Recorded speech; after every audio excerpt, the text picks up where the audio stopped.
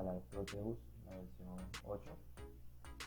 Proteus pues es un software para el diseño de PCBs. Prácticamente existen varios software, Digo, y demás, pero Proteus es el que vamos a utilizar en los siguientes videos. Entonces, como herramienta vamos a instalarle y a enseñar. Es muy sencilla la instalación.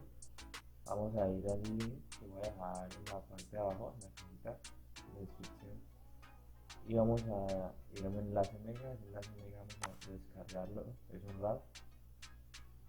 Esperamos que descargue.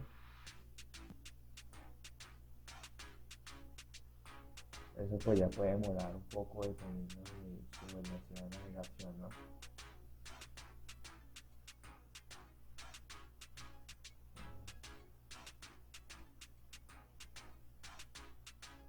Bueno, después de tener pues el archivo RAM ya descargado, ya vamos a, pues, a buscar ese archivo que quedó. Vamos a ir en este caso las descargas.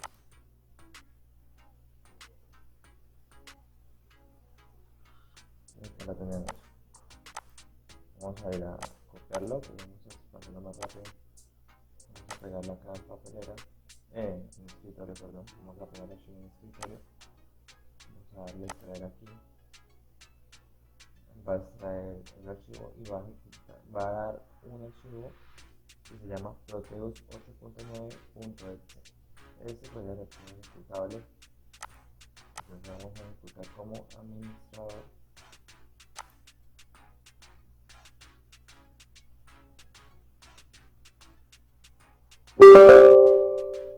Veamos si elegimos por donde queremos instalar este archivo. Siguiente. Y acá está la instalando. Yo no lo voy a instalar porque pues, lo tengo instalado. Ya después de ese paso ya deberías darle el funcional, como es en mi caso, con la licencia ya todo full y funcional el Proteus 8. No siendo más, pues es una herramienta que vamos a descargar para futuros videos, para futuros tutoriales que vamos a utilizar. En el próximo video vamos a aprender cómo hacer el empaquetado.